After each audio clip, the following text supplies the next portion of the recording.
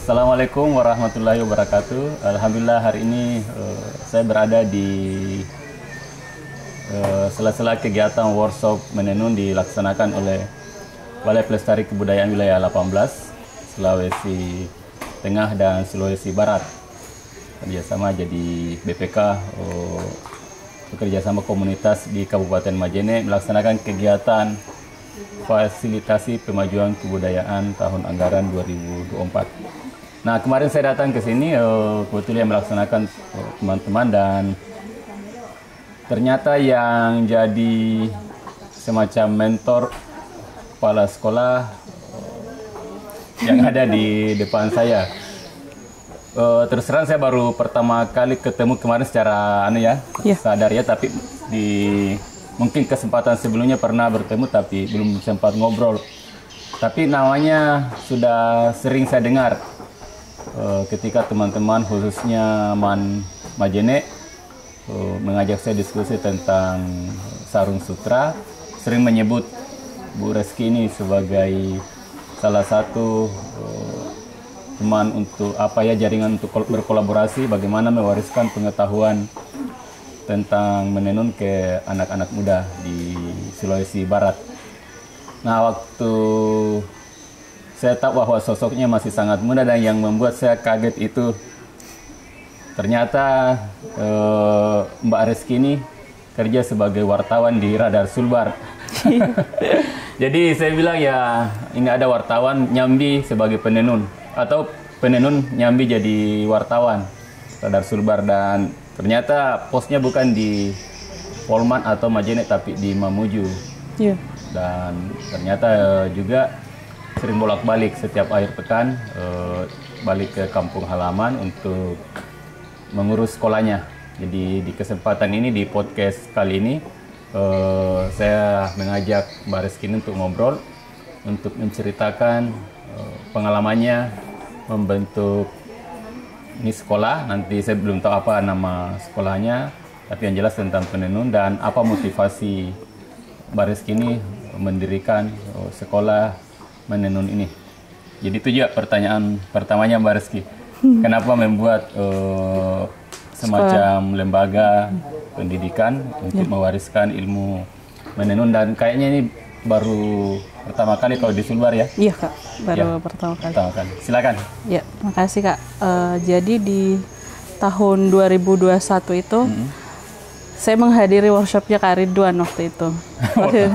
Workshop Sande. Workshop Sande. Iya. Di Majene. Di Majene ya. Nah, waktu itu Kak Ridwan sempat bertanya ke peserta, karena waktu itu pesertanya ada perempuan, ada laki-laki. Nah, pertanyaannya adalah dari semua peserta perempuan di sini siapa yang bisa menenun? Saya lihat tidak ada yang angkat tangan satupun, termasuk saya. Karena saat itu memang saya belum bisa menenun. 2021 ya? 2021. Dari situ saya pikir loh, kok dari banyak perempuan ini tidak ada satupun yang bisa menenun. Dan mereka semua memang anak-anak muda. Sulawesi Barat, anak Mandar. Iya, anak-anak Mandar. Nah, dari situ saya kepikiran, apakah memang ini anak-anak muda sudah tidak tertarik untuk mewariskan tradisi menenun ini? Akhirnya saya tanya, pas sampai rumah saya tanya mama saya, ternyata nenek saya dulu penenun. Nenek saya penenun, saya tanya mana alatnya? Dia bilang masih ada disimpan tapi sudah tidak lengkap. Disimpan di mana? Di Tapangan. Bisa di Tapangnya di loteng. Di loteng, betul. Di loteng tapi sudah tidak lengkap. Akhirnya dari situlah muncul, dari kegelisahan itu muncul ide untuk bagaimana caranya supaya saya tidak belajar sendiri. Karena saya kan punya komunitas juga Kak. Komunitas apa itu? Komunitas literasi, rumah baca. Jadi rumah saya kolongnya awalnya itu rumah baca. Nah, di komunitas itu ada perempuan-perempuan. Saya pikir kalau saya belajar sendiri mungkin lebih bagusnya mungkin kalau rame-rame sama-sama. Karena ada juga teman-teman komunitas. Akhirnya dari situlah muncul ide untuk bikin sebuah wadah yang bisa ditempati untuk belajar menenun sama-sama. Karena memang tidak ada tempat yang bisa saya datangi untuk belajar. Iya, karena memang tidak ada ya. Iya.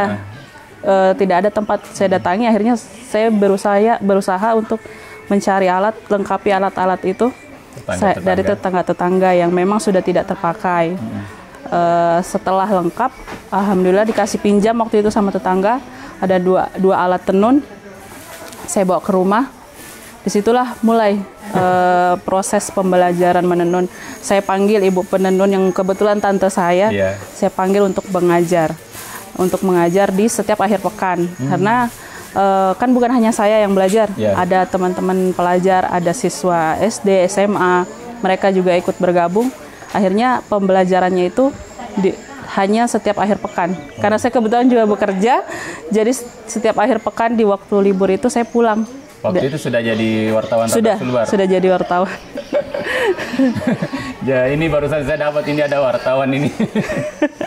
Ya, apalagi perempuan di Mamuju. Nah, waktu belajar menenun itu apa di komentar orang tuanya? Alhamdulillah kalau orang tua Kak, mereka selalu mendukung. Selama itu adalah hal yang baik, mereka selalu mendukung. Ya buktinya dengan mereka memfasilitasi kolong rumah itu, saya jadikan sebuah ruangan, itu sudah bukti bahwa mereka mensupport ini. Tapi orang tuanya tidak sampai komentar kalau bahasa Mandarnya, apa itu? Nah itu muyama-yama, enggak. Orang tua saya enggak berkomentar seperti itu. Justru mereka suka karena banyak ruangan itu bisa jadi bermanfaat.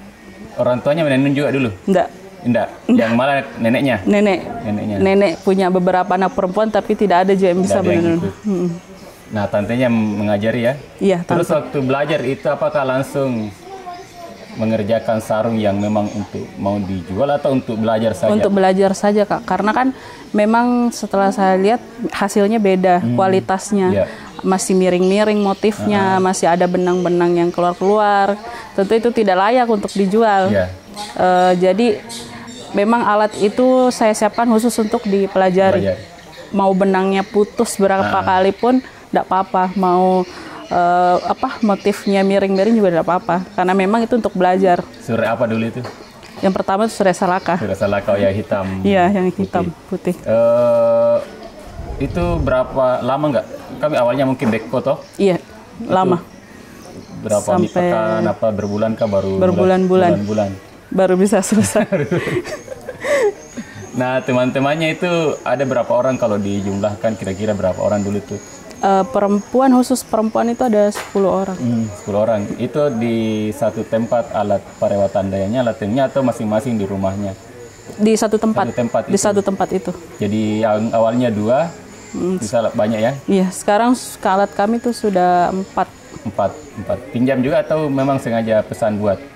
Enggak, karena kebetulan kemarin gerakan ini sudah dilihat oleh pemerintah juga. Ada bantuan dari Dinas Pemberdayaan Perempuan. Di provinsi atau kabupaten? Di provinsi. Nah, kalau di lingkungannya sendiri di Paropo ya? Desa Paropo, apakah memang masih banyak penenun atau sudah mulai jarang? Sudah mulai jarang. Masih ada tapi tidak banyak. Yang dikerja tenun sabe atau memang sutra asli? Sabe. Yang dominan motif apa itu kira-kira? Motif-motif mandar Kak. Kalau yang untuk di pembelajaran? Oh, yang pembelajaran, kalau pembelajaran motif mandar terus yang kalau yang jual terima sesuai pesanan, tapi masih dominan motif mandar. Yang kotak-kotak. Nah, kira-kira apa kendalanya nih berproses kemarin ini? Apakah dari alat tenunnya yang sedikit atau siswa yang tidak awalnya kan memang waktu terbentuk itu agak banyak, tapi memang kan saya juga tidak bisa memaksakan untuk mereka terus datang. Jadi kalau misalkan mulai sepi, saya yang datangi sekolah-sekolah. Jadi bukan hanya di sekolah menenun saja pembelajaran ini berlangsung. Kalau saya ada waktu luang, saya menyempatkan diri untuk pergi ke sekolah-sekolah, membawa alat tenun ke sana. Sekolah apa saja yang sudah didatangi? SD Kalumamang. Oh iya, masuk itu yang nyebrang sungai. Iya, ada SD Mombi juga. Ada SMP juga, SMA Negeri 2 Majene juga pernah. Sama Man Majene ya. Itu bagaimana? Kenapa bisa? Apakah dari pertemanan atau? Pertemanan. Dulu SMA di mana? SMA 2. SMA 2 Majene. Tahun berapa? 2014. Kalau yang ini saya tertarik yang dengan Man, kayaknya mereka lebih sering ya berkolaborasi itu bagaimana dia anunya? Apakah siswa yang datang ke Paropo atau kalau MAN biasanya siswa yang datang ke Penenun. Siswanya datang langsung. Lama belajar atau lama ya? Sampai selesai. Sampai selesai. Biasanya satu-satu. Pak Acit ya? Iya. Acit. Nah, kira-kira ada rencana ke depannya untuk mengembangkan ini? Sekolahnya. Apa nama? Ada nama? Sekolah Menenun. Sekolah Menenun saja ya? Kalau untuk dikembangkan, karena kan sekarang sekolah menenun ini bukan hanya fungsinya bukan hanya sebagai tempat belajar, tapi sudah terbentuk UMKM. Jadi ibu-ibu yang dulunya kami pakai untuk sebagai tenaga pengajar, hasil tenun mereka kami beli. Oh iya. Nah, beberapa kali juga kami sudah sempat ikut pameran di Majene, di Polowali, dan Mamuju belum. Karena kalau kami pergi pameran bukan hanya menjual, tapi kami tetap bawa edukasi tenunnya, tetap kami bawa. Kami tetap bawa alat tenunnya. Kalau lebih dominan itu ya pengajarannya ya? Iya, jadi pengunjung itu bukan hanya datang untuk berbelanja, tapi bisa lihat secara langsung proses pembuatannya. Supaya tidak ada lagi yang mengatakan, kenapa harganya mahal? Gitu. Karena kan kalau mereka sudah lihat, oh prosesnya seperti ini, butuh ketelitian begitu tinggi, jadi mereka sudah bisa, oh harganya segini karena memang susah. Bahkan banyak yang bilang terlalu murah. Ini. Ini murah ini akan saya garis bawahi. Kalau di dalam itu rata-rata pasarannya berapa yang diambil dari penenun? Yang diambil dari penenun itu 135. 135. Nah ini saya ini sudah lebih 10 tahun saya riset tentang tradisi menenun di Mandar. Ini naskah yang saya buat. Dan sampai sekarang saya belum terbitkan. Yang salah satu hal yang saya dapati adalah di kegiatan menenun itu keuntungannya itu tidak signifikan. Bayangkan tadi ya kalau oleh penenun menjual ke perantara 130. Kita kurangi misalnya Sumau berapa? 20.000. 20.000 itu sudah 100 itu ya. Beli benang semua? Benang 35. Jadi keuntungan para penenun itu paling rata-rata 30.000. Iya. Itu ya, 30.000. Berapa hari dikerja? 1 minggu? 1 minggu sampai sekarang ada 2 minggu. 2 minggu. Jadi misalnya orang yang rajin sekali, yang full tiap hari kerja selama 1 bulan, ya paling keuntungannya 120.000. Iya. Nah itu tidak signifikan, paling pembeli gula ya. Tapi kalau mau untuk dipakai membiayai rumah tangga, terus anak sekolah itu tidak mencukupi. Jadi ini yang harus dipahami dengan baik. Jadi pertama kalau bagi saya kalau ada yang mau beli sarung sutra mending pertama jangan ditawar. Iya betul. Terus kalau ada jaringan penenun mending langsung ke situ, kasih tinggi harganya. Jangan malah ditawar lagi. Iya. Jadi itu hal-hal seperti itu, karena kalau itu tidak terjadi, tidak dilakukan, yang salah satu dampaknya adalah generasi muda tidak termotivasi. Tidak termotivasi. Yang seusianya ada nggak yang betul-betul menenun? Yang di luar yang sekolah ya kan, kalau sekolah itu kan lain motivasinya, lebih ke pewarisan ilmu, kepeduliannya. Tapi kalau yang untuk motif ekonomi ada nggak? Yang seusianya? Yang dia fokus menenun, tidak ada. Ada ya? Tidak ada saya dapati. Karena kira-kira apa kenapa alasannya? Ya karena itu Kak, karena pendapatannya sangat minim, tidak bisa menutupi kebutuhan. Sangat minim. Jadi UMR saja Sulbar 2 jutaan ya, itu tidak sampai UMR. Jadi perlu cara-cara lain. Nah, salah satu yang ini bagus didorong adalah bagaimana sekolah menenun ini masif di banyak sekolah. Jadi, tapi yang salah satu hal yang harus kita pertimbangkan juga adalah ini ada semacam imbal. Jadi idenya ya, kalau ada yang siswa pintar menenun, dapat beasiswa atau dapat bisa jalur prestasi masuk perguruan tinggi. Karena kalau tidak seperti itu, orang tua akan minta, nanya nggak usah belajar menenun, itu paling dapat sekian ribu tadi ya. Ongkos pembeli pulsa, cukup nggak ini pembeli pulsa data 1 bulan. Jadi itu idenya. Nah ini kegiatan sepertinya harus kita dukung bagaimana sekolahnya, dan rencana ke depan juga kami akan menginvestasikan kerjasama dengan Balai Pelestari Kebudayaan agar sekolah menenun ini ya betul-betul masif. Masif ya. Nah, dan ini sekedar informasi juga kan kami sudah 3 tahun membuat Student on Sunday. Iya, Kak. Kerjasama juga dengan BPK ini sudah baru-baru selesai bulan Mei. Jadi, selama 4 hari itu kita ajari siswa Mas Sande, terus sejarahnya, tentang perahu, tentang kebahagiaan itu kita ajarkan. Nah, idenya nanti itu selesai setelah 5 tahun kita mau buat kurikulum tentang Sande dibawa ke sekolah. Singkat cerita, sekolah yang membuat itu ada Sandenya, terus siswanya yang ikut. Itu akan ada insentif bahwa dia dapat beasiswa dan kita akan buat MOU dengan perguruan tinggi. Siswa yang pintar Mas Sande dapat beasiswa atau bebas tes, jalur prestasi. Oh iya. Nah, ini kalau perempuan ya apa? Nah, itu untuk menenun. Jadi kita akan buat seperti itu. Nah, ini sangat luar biasa yang dilakukan oleh Mbak Reski Amalia. Terus kendalanya apa yang ini dalam melakukan kegiatan ini? Kalau kendala mungkin jarak karena tempat kerja saya kan di ibu kota di Mamuju. Sementara aktivitas ini ada di kampung halaman saya di Kabupaten Polman. Jadi setiap akhir pekan tuh biasanya saya bolak-balik pakai sepeda motor. Naik motor dari Mamuju ke Paropo itu bisa 150-an kilo. Iya betul. Sampai 4 jam, rata-rata 3 jam 4 jam. Lebih baik kalau hujan ya, jalan longsor, antri di Jembatan Bolong. Kenapa tidak dibawa ke Mamuju? Mungkin karena Mamuju kan juga punya tenun Sekomandi. Dan itu kan agak sedikit berbeda dengan Lipak Sakbe.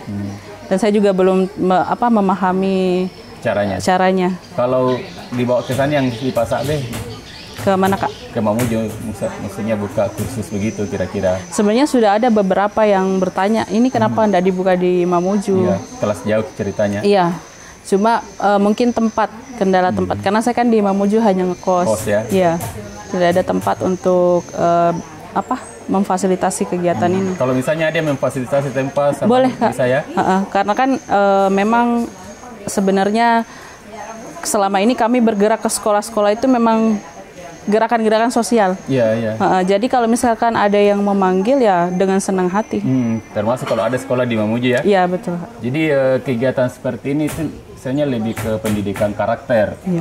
Tidak harus yang belajar harus jadi penenun semua ya. Iya betul. Itu agak kompleks, tapi itu lebih sebagai pendidikan karakter. Jadi ceritanya kan bagian dari kalau kita sering di Bandar sering dengar itu konsepsi Bali Pari ya. Iya. Kerjasama antara suami dengan istri. Kalau misalnya petani, suaminya pergi bertani, terus istrinya menenun. Tapi yang paling kental itu adalah di masyarakat pesisir. Karena dulu suami-suami itu berbulan-bulan pergi melaut. Nah, untuk yang menghidupi rumah tangga itu sang istri lewat menenun. Jadi, makanya di kampung-kampung pesisir ini, khususnya di daerah Polowali Mandar itu masih banyak penenun.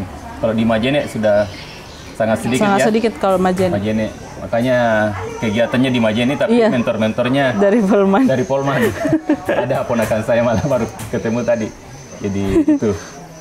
Ini mudah-mudahan nanti saya kalau ada kenalannya, kalau siapa tahu.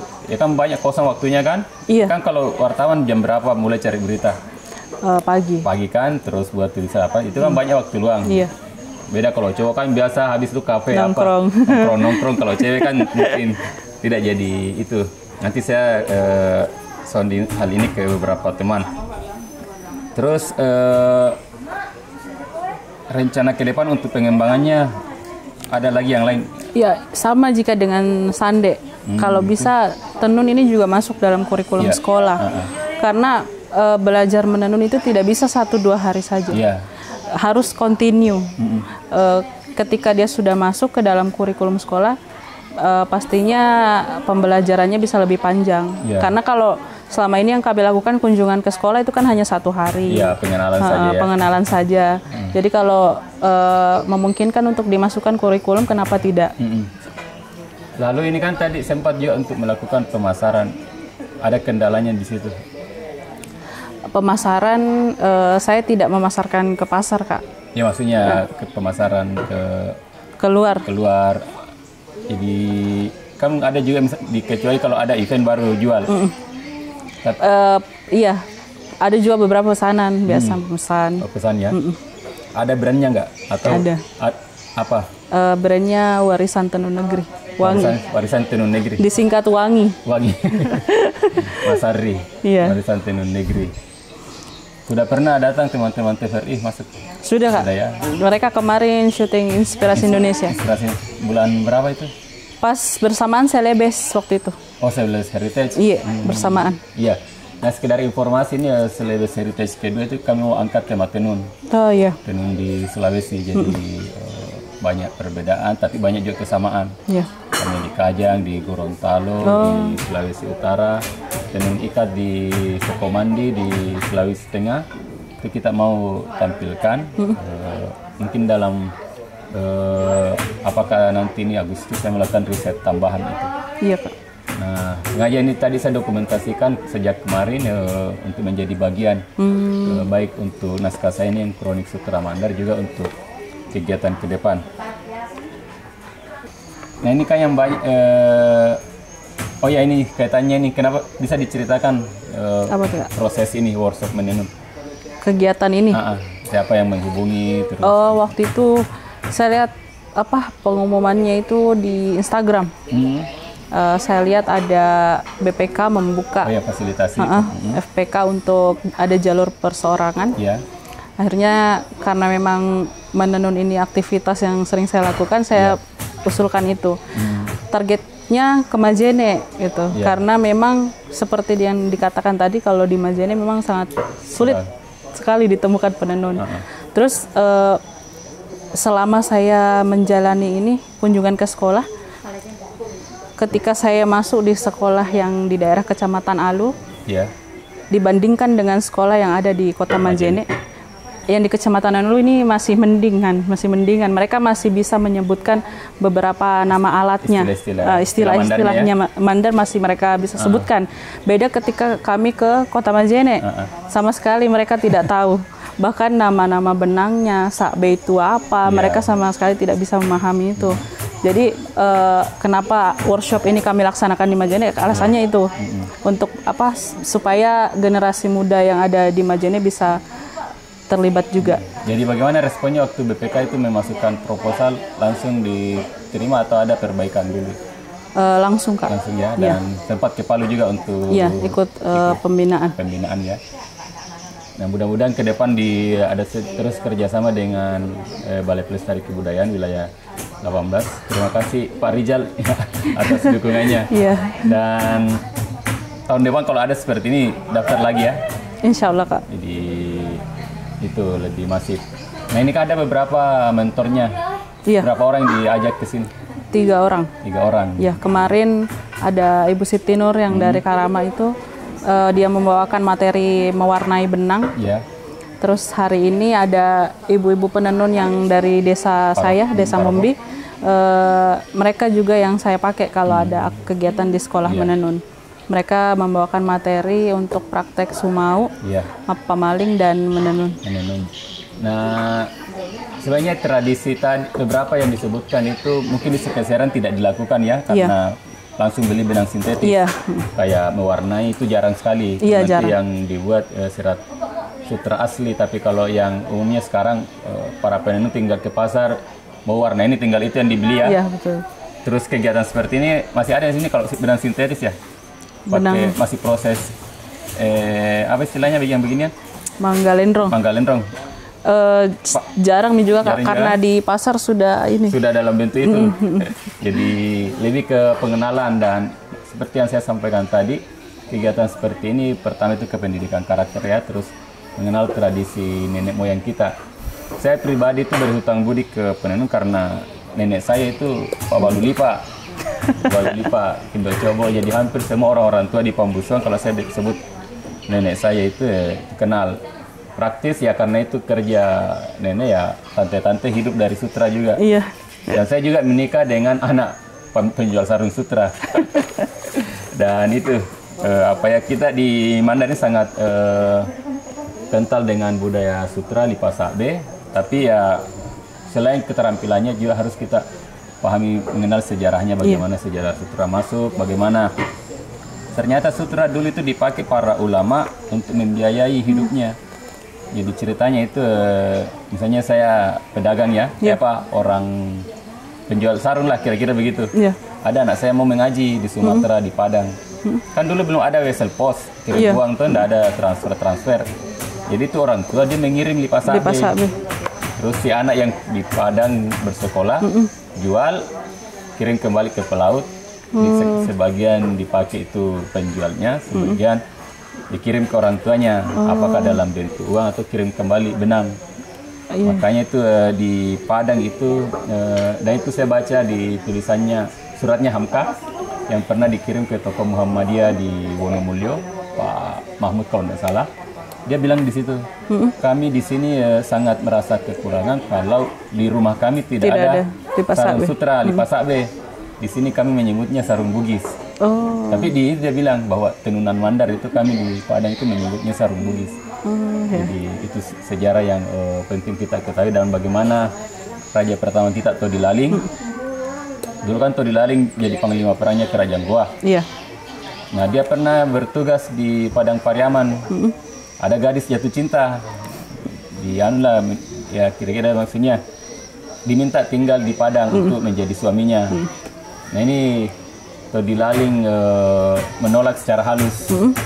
Jadi dia meninggalkan sarung sutra. Itulah yang disebut Surek Pangulu Padang. Jadi ada cerita-cerita seperti itu ada di Lontar.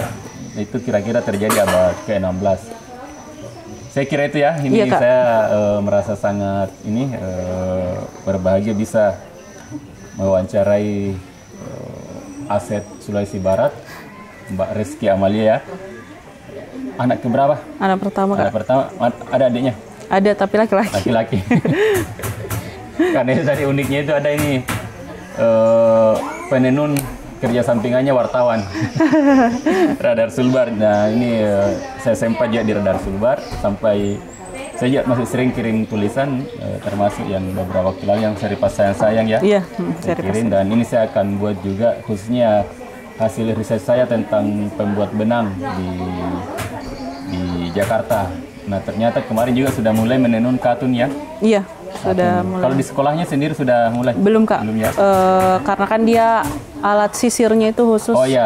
Jadi saya baru pesan kemarin, baru selesai. Suruk ya? Iya, suruknya. Dan sekilas memang sama, tapi kerapatannya beda. Cuma suruk yang membedakan? Iya, suruk saja. Mudah-mudahan kegiatannya ini lancar dan tiap akhir pekan ya di dalam ya? Misalnya saya bisa jalan-jalan ke sana, dekat rumah Fadil ya? Rumah Fadil, anak isi. Saya kira itu diskusi ini, dan teman-teman kalau mau berkomunikasi lebih lanjut dengan Mbak Reski Amalia nanti bisa di kolom deskripsi.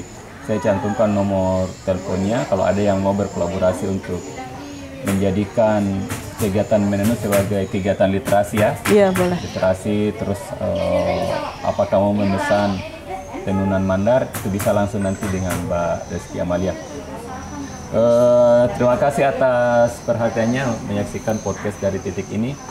Saya mengucapkan terima kasih kepada Mbak Reski Amalia. Meskipun umurnya jauh di bawah saya, tapi untuk hal seperti ini saya sangat respect, menghormati. Jarang-jarang anak muda, generasi muda kita khususnya di Sulawesi Barat yang mau memilih jalan seperti ini. Terima kasih. Wabillahi taufiq wal hidayah. Assalamualaikum warahmatullahi wabarakatuh.